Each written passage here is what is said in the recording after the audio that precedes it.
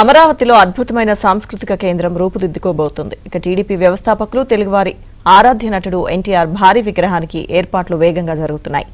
నీరుకొండలో ఏర్పాటు కాబోతున్న ఎన్టీఆర్ స్మృతివనం అమరావతికి మణిహారంగా మారబోతుంది.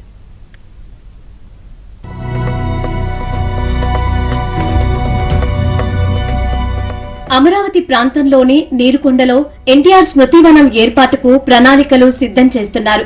182 మీటర్ల ఎత్తులో ఎన్టీఆర్ విగ్రహం ఏర్పాటు చేయాలని భావిస్తున్నారు. 160 మీటర్ల వరకు విగ్రహం లోపల లిఫ్టులో పైకి వెళ్లి అమరావతి అందాలను వీక్షించేలా ఏర్పాటు చేయాలని చూస్తున్నారు. 1750 కోట్ల రూపాయల వ్యయంతో ఏర్పాటు చేయాలని ప్రతిపాదనలు సిద్ధం చేశారు. తెలుగు చరిత్రను, ఎన్టీఆర్ జీవిత చరిత్ర విశేషాలతో museum, mini theatres, convention centres, సాంస్కృతిక కార్యక్రమాలు, సమావేశాల కోసం అత్యాధునిక వసతులతో యాంపీ థియేటర్లు, కళలు, జానపద ప్రదర్శనల కోసం ప్రత్యేక వేదికలు ఉంటాయి. ఆహ్లాదకరమైన పార్కులు, నోరూరించే వంటకాలతో ఫుడ్ కోర్టులో ఏర్పాటు కానున్నాయి. అమరావతి అవసరం కోసం నీరుకొండ వద్ద నీటి నిల్వ రిజర్వాయర్ కూడా ఏర్పాటు చేస్తున్నారు.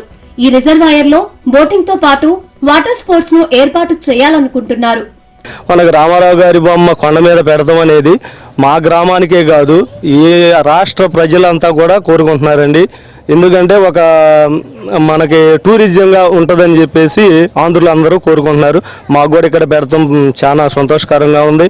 మాకు ఇక్కడ మేము కూడా పొలాలు ఇచ్చిన రైతులమేను, అందరం కూడా హ్యాపీగా ఉన్నామని. ఎన్టీ రామారావు గారు వచ్చినాక అంతా బాగానే ఉంది. రాజకీయం కూడా అందరికీ తెలుసు, పిల్లలకు కూడా అర్థమయ్యేటట్టు చేసాడు మహానుభావుడు. ఆయన విగ్రహం పెడతాం అందరికి ఇష్టమే. తెలుగు జాతికి ఔన్నత్యాన్ని ఖ్యాతిని తెచ్చిన ఎన్టీ రామారావు విగ్రహం పెడతాం ఇక్కడ మాకు చాలా సంతోషకరంగా ఉంది. రోప్వే కూడా చాలా బాగుంటుందని మేము అనుకున్నాం అందరం. ఇక్కడ ఎన్టీ రామారావు బొమ్మ పెడతాం చాలా ఆనందంగానే ఉంది. రేపు ఇదంతా టూరిజం ప్లేసు, ఇదంతా ఎక్కడ ఎస్ఆర్ఎమ్మ కానీ ఎక్కడ వచ్చిన వాళ్ళకి అందరికీ ఇక్కడ నీరుకొండ విలేజ్ బాగా జనం వచ్చి బాగా సందడిగా ఉంటుంది. భవిష్యత్తులో కూడా ఇదంతా ఒక టూరిజం ప్లేస్ బాగుంటది. ఎన్టీఆర్ విగ్రహం ప్రభుత్వ నిధులతో కాకుండా విరాళాలతో నిర్మించాలని భావిస్తున్నారు. ఎన్టీఆర్ అభిమానులు, టీడీపీ మద్దతుదారులు, తెలుగు ప్రజల భాగస్వామ్యంతో నిర్మించాలని భావిస్తున్నారు. ఇందుకోసం మంత్రుల కమిటీని కూడా కూటమి ప్రభుత్వం ఏర్పాటు చేసింది. చాలా సంతోషం.